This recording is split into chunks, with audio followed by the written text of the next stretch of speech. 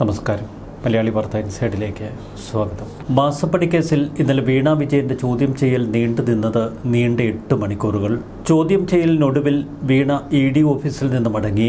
ഇന്നലെ രാവിലെ 10:30 മണിക്ക് ഭർത്താവ് മുഹമ്മദ് റിയാസിനൊപ്പമാണ് ED ഓഫീസിലെത്തിയത്. ഓഫീസിന് മുന്നിൽ വീണ വിജയന്റെ കറുത്ത ഇന്നോവ കാർ എത്തി. ഓഫീസിനുള്ളിലേക്ക് കാർ കയറ്റാൻ ആദ്യമൊന്ന് ശ്രമിച്ചു. എന്നാൽ ആഭ്യന്തരമന്ത്രി രമേശ് ചെന്നിത്തലയുടെ പോലീസ് അകത്തേക്ക് കാർ കയറ്റിവിട്ടില്ല. തുടർന്ന് കാറിൽ നിന്നിറങ്ങി എൻഫോഴ്സ്മെന്റ് ഡയറക്ടറേറ്റ് ഓഫീസിലേക്ക് നടന്നു കയറുകയായിരുന്നു വീണ. മാസ്ക് വെച്ച് മുഖം മറച്ചിരുന്നു. ഇന്നോവ കാറിനുള്ളിൽ ഭർത്താവ് മുഹമ്മദ് റിയാസ്. കാറിൽ നിന്ന് പുറത്തിറങ്ങിയ വീണ അഭിഭാഷകയ്ക്കൊപ്പമാണ് എൻഫോഴ്സ്മെന്റ് ഡയറക്ടറേറ്റ് ഓഫീസിലേക്ക് നടന്നു കയറിയത്. ശക്തമായ ചോദ്യം ചെയ്യൽ എറണാകുളത്തെ ED സോണൽ ഓഫീസിൽ നടക്കുമെന്നും തുടർന്ന് വീണയെ അറസ്റ്റ് ചെയ്യുമെന്നുമാണ് ആദ്യം പരന്ന അഭ്യൂഹങ്ങൾ. ചോദ്യം ചെയ്ത് വീണയെ എന്തുകൊണ്ട് വിട്ടയച്ചു, എന്തുകൊണ്ട് അറസ്റ്റ് ഉൾപ്പെടെയുള്ള നടപടികൾ ഇന്നലെ നടന്നില്ല, വിശദമായ രേഖകളടക്കം ഇന്നലെ ഹാജരാകണമെന്നായിരുന്നു എൻഫോഴ്സ്മെന്റ് ഡയറക്ടറേറ്റ് വീണ വിജയന് നൽകിയ നോട്ടീസിൽ പറഞ്ഞിരുന്നത്. എന്നാൽ വീണയുടെ കയ്യിൽ ചുരുക്കം ചില രേഖകൾ മാത്രം. എക്സാലോജിക്കും CMRലും തമ്മിലുള്ള കരാർ രേഖകൾ വീണ വിജയൻ എൻഫോഴ്സ്മെന്റ് ഡയറക്ടറേറ്റിന് കൈമാറി. എന്നാൽ CMRൽ എന്തൊക്കെ സേവനങ്ങൾ നൽകി എന്നതിൻ്റെ ഒരു വിശദാംശവും വീണയുടെ കയ്യിലില്ല. തുടർന്ന് എൻഫോഴ്സ്മെന്റ് ഡയറക്ടറേറ്റ് ചോദ്യം ചെയ്തപ്പോൾ പൊട്ടിക്കരയുക മാത്രമാണ് വീണ ചെയ്തത്. വീണ വിജയനെ ചോദ്യം ചെയ്യുകയും തുടർന്ന് എൻഫോഴ്സ്മെന്റ് ഡയറക്ടറേറ്റ് ഓഫീസിൽ ഒരു കൂടിയാലോചന യോഗം നടക്കുകയും ചെയ്തു. വീണയെ വീണ്ടും ചോദ്യം ചെയ്യലിന് വിളിപ്പിച്ചു വരുത്താൻ ED തീരുമാനമെടുത്തു. ഇന്നലെ നടന്നത് വെറും സാമ്പിൾ വെടിക്കെട്ട് മാത്രം. ഇനിയാണ് ശക്തമായ ചോദ്യം ചെയ്യൽ. സാധാരണക്കാരിയായ ഒരു യുവതിയെ ചോദ്യം ചെയ്യുന്നത് പോലെയല്ല വീണ വിജയനെതിരെയുള്ള നീക്കങ്ങൾ. ഇതിന് രാഷ്ട്രീയപരവും നിയമപരവുമായ ഒട്ടേറെ സങ്കീർണതകളുണ്ട്. ഒരു പതിറ്റാണ്ട് കേരളം ഭരിച്ച പിണറായി വിജയന്റെ മകളാണ് വീണ വിജയൻ. ഇപ്പോൾ കേരളത്തിൻ്റെ പ്രതിപക്ഷ നേതാവും. ഈ കേസുകൾ മുന്നിൽ കണ്ട് തന്നെയാണ് പിണറായി ഇക്കുറി പ്രതിപക്ഷ നേതൃസ്ഥാനം ഏറ്റെടുത്തിരിക്കുന്നത്. ചില ഭരണപരമായ സംരക്ഷണ തനിക്ക് കിട്ടും എന്ന് പിണറായി വിജയൻ ഉറപ്പിക്കുന്നു. ദീർഘകാലം പാർട്ടി സെക്രട്ടറിയും പിന്നീട് മുഖ്യമന്ത്രിയുമായ പിണറായി വിജയനെ സംബന്ധിച്ച് പോലീസിലും മറ്റ് ഉദ്യോഗസ്ഥരിലുമൊക്കെ വലിയ ബന്ധങ്ങളുണ്ട്. ഡൽഹിയിൽ ഉൾപ്പെടെ ഇഷ്ടം പോലെ പാർട്ടിക്കാർ. ഇപ്പോൾ വീണ വിജയനെ ചോദ്യം ചെയ്ത എൻഫോഴ്സ്മെന്റ് ഡയറക്ടറേറ്റിലെ പ്രധാന തസ്തികകളിൽ പല സ്ഥലങ്ങളിലും CPM അനുഭാവികളുണ്ട്. ഇതൊക്കെ പിണറായി വിജയന് തുണയാകുന്നു. ചോദ്യം ചെയ്യലിൽ എന്തെങ്കിലും അമിതാവേശം കാട്ടിയാൽ അത് കോടതിയിൽ ചോദ്യം ചെയ്യാൻ കഴിയും വീണ വിജയന്.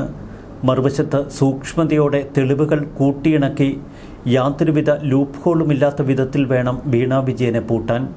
അതുകൊണ്ടാണ് ഇപ്പോൾ സൂക്ഷ്മതയോടെ ഏറെ ജാഗ്രതയോടെ ED മുന്നോട്ട് നീങ്ങുന്നത്. ഇന്നലെ വീണ വിജയനെ ചോദ്യം ചെയ്യുന്നതിന് മുൻപ് തലേന്ന് ശശിധരൻ കർത്തയുടെ ഭാര്യയെ ചോദ്യം ചെയ്തിരുന്നു, ഒപ്പം മകനെയും. ഒരു ദിവസം മുൻപ് ശശിധരൻ കർത്തയുടെ മകളെയും ചോദ്യം ചെയ്തിരുന്നു.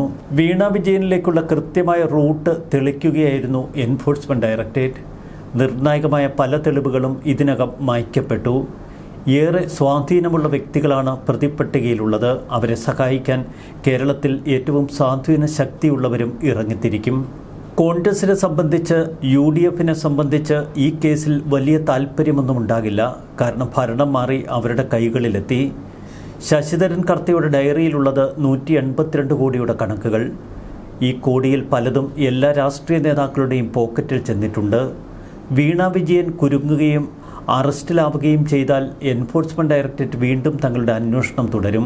അത് മറ്റ് നേതാക്കളിലേക്ക് കൂടി എത്തും എന്ന ഭയം UDFനും കോൺഗ്രസിനും ഒഴുക്കെയുണ്ട്. മാസപ്പടി കേസ് യഥാർത്ഥത്തിൽ അഴിമതി കേസാണ്. എന്നാൽ കേരളത്തിലെ ഭരണപക്ഷം, പ്രത്യേകിച്ച് കോൺഗ്രസ് പാർട്ടി, പിണറായി വിജയന്റെ മകൾക്കെതിരെ എൻഫോഴ്സ്മെന്റ് ഡയറക്ടറേറ്റ് നടത്തുന്ന നീക്കങ്ങളിൽ ഒരു പ്രതികരണവും നടത്തുന്നില്ല. ഇന്നലെ മുൻ മുഖ്യമന്ത്രിയുടെ മകളെ ചോദ്യം ചെയ്തിട്ട് പോലും യാതൊരുവിധ പ്രതികരണവുമില്ല. EDയുടെ ആത്യന്തിക ലക്ഷ്യം വീണ വിജയനല്ല, പിണറായി വിജയൻ തന്നെയാണ്. ഇന്നലെ ഷോൺ ജോർജ് അക്കാര്യം സൂചിപ്പിച്ചു.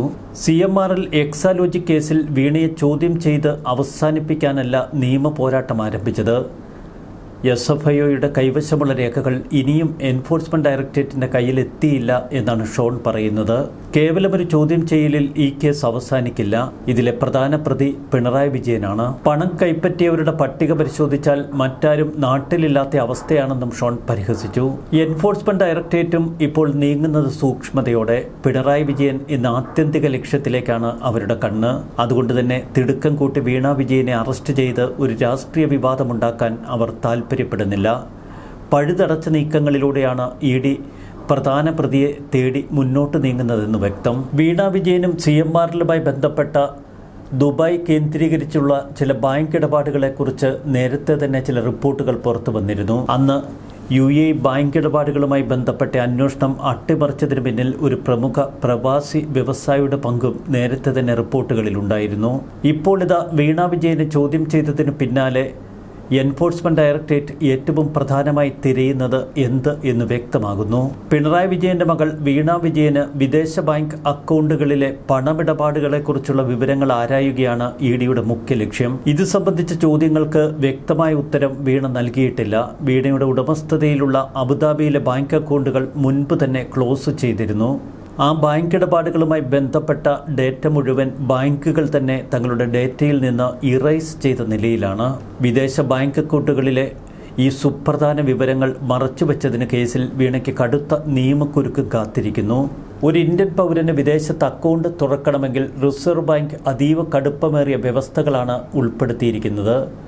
വിദേശ വിനിമയ ചട്ടത്തിൻ്റെ പരിധിയിൽ നിന്ന് മാത്രമേ വിദേശത്തേക്ക് പണം അയക്കാനും സ്വീകരിക്കാനും കഴിയൂ. റെസിഡന്റ് ലിബറലൈസ്ഡ് റെമിറ്റൻസ് സ്കീം വഴി പ്രത്യേക ആവശ്യങ്ങൾക്കായി ഒരു ഇന്ത്യൻ പൗരന് വർഷം പരമാവധി $2.5 ലക്ഷം മാത്രമാണ് ഇന്ത്യയിൽ നിന്ന് അയക്കാൻ കഴിയുന്നത്. ഇതിന്റെ വിശദാംശങ്ങൾ വെളിപ്പെടുത്തുകയും വേണം. പഠനം, യാത്രകൾ, ചികിത്സ, ഇൻഷുറൻസ്, ചെറിയ തോതിലുള്ള നിക്ഷേപങ്ങൾ എന്നിവയ്ക്ക് വേണ്ടി മാത്രമാണ് ഇത്തരം പണമിടപാടുകൾ നടക്കുക. ഇന്ത്യൻ പൗരന്മാർ വിദേശത്ത് തുറക്കുന്ന അക്കൗണ്ടുകളിലേക്ക് യാതൊരു കാരണവശാലും വിദേശത്തു നിന്നോ ഇന്ത്യയിൽ നിന്നോ മറ്റ് സ്രോതസ്സുകളിൽ നിന്നോ നേരിട്ട് പണം സ്വീകരിക്കാൻ അനുമതിയുമില്ല. വീണയുടെ വിദേശ അക്കൗണ്ടുകളിലേക്ക് മാസപ്പടിയായോ മറ്റു സേവനങ്ങളുടെ പേരിലോ പണം വന്നു വീണിരുന്നോ എന്ന് അന്വേഷിച്ച് കണ്ടെത്തേണ്ടതുണ്ട്. ഇതാണ് ഈ കേസിലെ ഏറ്റവും നിർണായകമായ ഘട്ടവും. ഇത്തരം പണം സ്വീകരിക്കലുണ്ടെങ്കിൽ അതിന് കൃത്യമായ നികുതി അടച്ചിട്ടുണ്ടോ? ഇന്ത്യയിൽ ആദായ നികുതി റിട്ടേൺ ഫയൽ ചെയ്യുമ്പോൾ ഈ വിദേശ വരുമാനത്തിൻ്റെ വിവരങ്ങൾ കൃത്യമായി രേഖപ്പെടുത്തണം. അത്തരം വിവരങ്ങൾ അതിൽ രേഖപ്പെടുത്തിയിട്ടുണ്ടോ എന്നതും അന്വേഷിക്കപ്പെടേണ്ടതാണ്. വൻകിട കോർപ്പറേറ്റ് കമ്പനികൾക്ക് പോലും പേടി സ്വപ്നമാണ് ഫെമ നിയമം. ഇത്തരം കേസുകളിൽ കള്ളപ്പണം വെളുപ്പിക്കൽ നിരോധന നിയമം മാത്രമല്ല, വിധ്വംസക പ്രവർത്തനങ്ങൾക്കായി പണം സ്വീകരിക്കുന്നതുമായി ബന്ധപ്പെട്ട കടുത്ത വകുപ്പുകൾ കൂടി ചെലുത്താൻ കഴിയും. ഒരു കാര്യം വ്യക്തമാണ്, പണമിടപാടുകളെക്കുറിച്ചോ ബിസിനസിന്റെ സങ്കീർണതകളെക്കുറിച്ചോ വീണ വിജയന് വ്യക്തമായ ധാരണയുണ്ടായിരുന്നില്ല. തട്ടിക്കൂട്ടി ഒരു കമ്പനി ഉണ്ടാക്കി ആ കമ്പനിയിലേക്ക് അനധികൃതമായി പണം സ്വീകരിച്ചു. അത് മാസപ്പടിയായി. വിദേശങ്ങളിലുള്ള അക്കൗണ്ടുകളിലേക്ക് മറ്റേതെങ്കിലും സ്രോതസ്സുകളിൽ നിന്ന് വീണ വിജയൻ പണം വാങ്ങിയിരുന്നോ? വലിയ സാമ്പത്തിക പരിജ്ഞാനമൊന്നും ഉണ്ടായിരുന്നില്ല വീണയ്ക്ക്. അതുകൊണ്ട് തന്നെ ഒട്ടേറെ ലൂപ്പ് ഹോളുകൾ ഇപ്പോൾ കണ്ടെത്താൻ എൻഫോഴ്സ്മെന്റ് ഡയറക്ടറേറ്റ് പോലുള്ള അന്വേഷണ ഏജൻസികൾക്ക് കഴിയുന്നു. കുടുംബത്തിന് വലിയ രാഷ്ട്രീയ സ്വാധീനം, പ്രത്യേകിച്ച് മുഖ്യമന്ത്രിയായ പിണറായി വിജയൻ. മുഖ്യമന്ത്രി ശശിധരൻ കർത്തയ്ക്ക് ചെയ്ത് നൽകിയ സേവനങ്ങളുടെ പ്രതിഫലനമാണ് വീണയുടെ അക്കൗണ്ടിലെത്തിയത് എന്ന് വ്യക്തം. തെളിവുകളെല്ലാം ഭദ്രമാണ് EDയുടെ പക്കൽ. ചോദ്യം ചെയ്യലിൽ വീണ പരിങ്ങിയും പൊട്ടിക്കരഞ്ഞുമൊക്കെ കൂടുതൽ തെളിവുകൾ ഇപ്പോൾ EDക്ക് ലഭിച്ചിരിക്കുന്നു. അതുകൊണ്ട് തന്നെ പെട്ടെന്ന് ഒരു രണ്ടാം ചോദ്യം ചെയ്യലിലേക്ക് ED കടക്കും. കേന്ദ്ര ഏജൻസികൾ വിട്ടുവീഴ്ചയില്ലാത്ത കൃത്യമായ അന്വേഷണവുമായി മുന്നോട്ട് പോകാനാണ് ഇപ്പോൾ തീരുമാനമെടുത്തിരിക്കുന്നത്. അഴിമതി പണമാണ് മാസപ്പടിയായി വീണയുടെ അക്കൗണ്ടിലെത്തിയത്. ഇത് കള്ളപ്പണ നിരോധന നിയമം എന്ന ഒറ്റ വകുപ്പിൽ ഒതുങ്ങില്ല എന്നാണ് ED സൂചിപ്പിക്കുന്നത്. CBI പോലുള്ള ഏജൻസികൾ ഈ കേസിൽ അന്വേഷണത്തിനെത്തും എന്ന് ഉറപ്പിക്കുന്നതും അതുകൊണ്ട് തന്നെ. ഒരു ഇന്ത്യൻ പൗരന് വിദേശത്ത് അക്കൗണ്ട് തുറക്കണമെങ്കിൽ ഭാരതീയ റിസർവ് ബാങ്ക് അതീവ കടുപ്പമേറിയ വ്യവസ്ഥകളാണ് ഉൾപ്പെടുത്തിയിരിക്കുന്നത്. വിദേശ നിക്ഷേപങ്ങളെക്കുറിച്ചുള്ള ചോദ്യങ്ങൾക്ക് വ്യക്തമായ ഉത്തരം നൽകാൻ വീണ വിജയന് കഴിഞ്ഞില്ല. CMRലിന് എന്തൊക്കെ സേവനങ്ങൾ നൽകി എന്നതിലും വീണയ്ക്ക് മറുപടിയില്ല. ഇത്തരം ചോദ്യങ്ങൾക്ക് മുൻപിൽ പൊട്ടിക്കരയുക മാത്രമാണ് വീണ ചെയ്തത്. തനിക്ക് വിദേശത്ത് നിലവിൽ അക്കൗണ്ടുകളില്ല എന്ന് മാത്രമാണ് വീണയുടെ വാദം. എന്നാൽ നേരത്തെ ഉണ്ടായിരുന്ന അക്കൗണ്ടുകളുടെ വിശദാംശങ്ങൾ വീണ വെളിപ്പെടുത്തുന്നില്ല. അതുമായി ബന്ധപ്പെട്ട ഒരു രേഖകളും തൻ്റെ പക്കലില്ല എന്ന് വീണ പറയുന്നു. മുൻപ് അബുദാബിയിലുണ്ടായിരുന്ന ബാങ്ക് അക്കൗണ്ടുകൾ പെട്ടെന്ന് എന്തുകൊണ്ട് ക്ലോസ് ചെയ്തു എന്ന ഇഡിയുടെ ചോദ്യത്തിനും വീണയ്ക്ക് ഉത്തരമില്ല. ആ ബാങ്ക് അക്കൗണ്ടുകളിലേക്ക് വന്ന പണത്തിൻ്റെ കണക്കിനെ കുറിച്ച് ഓർമ്മയില്ല. ആ പണത്തിൻ്റെ സ്രോതസ്സുകളും വീണയ്ക്ക് വ്യക്തമല്ല. ഇന്നലെ വീണ വിജയൻ ചോദ്യം ചെയ്യാനായി ഇഡി സോണൽ ഓഫീസിലേക്ക് കടന്നു പോകുമ്പോൾ ഒരൊറ്റ പാർട്ടി പ്രവർത്തകൻ പോലും പരിസരത്തില്ല. വ്യക്തമായ നിർദ്ദേശമാണ് പാർട്ടി അനുയായികൾക്ക് നൽകിയിരിക്കുന്നത്. സ്വന്തം റിസ്കിൽ മാത്രമേ പ്രതിരോധവുമായി ഇഡിക്ക് മുന്നിൽ ചെല്ലാവൂ. ഇഡി കേസുകളിൽ പെട്ടാൽ അതിന് പാർട്ടി ഉത്തരവാദിത്വം ഏറ്റെടുക്കില്ല. പാർട്ടിക്കകത്തും പുറത്തുമൊക്കെ മുഖ്യമന്ത്രി പിണറായി വിജയൻ വലിയ വിമർശനങ്ങൾ നേരിടുമ്പോഴാണ് മറുവശത്ത് സ്വന്തം മകൾ തന്നെ ഇപ്പോൾ ഇഡി വലയിൽ അകപ്പെട്ട് നിൽക്കുന്നത്. വരും ദിവസങ്ങളിൽ വീണയെ വീണ്ടും ചോദ്യം ചെയ്യാനായി ഇഡി വിളിപ്പിച്ചു വരുത്തും. കാര്യങ്ങൾ ഇഡിയുടെ വഴിയിലൂടെ നീങ്ങുന്നു എന്ന് വ്യക്തമാക്കുന്നതാണ് ഏറ്റവും ഒടുവിൽ പുറത്തുവരുന്ന സൂചനകളും തെളിവുകളും. മറുവശത്ത് വീണ വിജയൻ പൂർണ്ണമായി കുരുക്കിൽ അകപ്പെട്ടു നിൽക്കുന്നു. പ്രധാന പ്രതി പിണറായിയാണ്. എപ്പോൾ വേണമെങ്കിലും പിണറായിയിലേക്ക് അന്വേഷണം എത്തും എന്ന് ഷോൺ ജോർജിനെ പോലെയുള്ളവർ പറയുന്നു. പിണറായി തന്നെയാണ് ഇഡിയുടെ ലക്ഷ്യം എന്ന് വ്യക്തം. ന്യൂസ് ഡെസ്ക് മലയാളി വാർത്ത ഇൻസൈഡ്.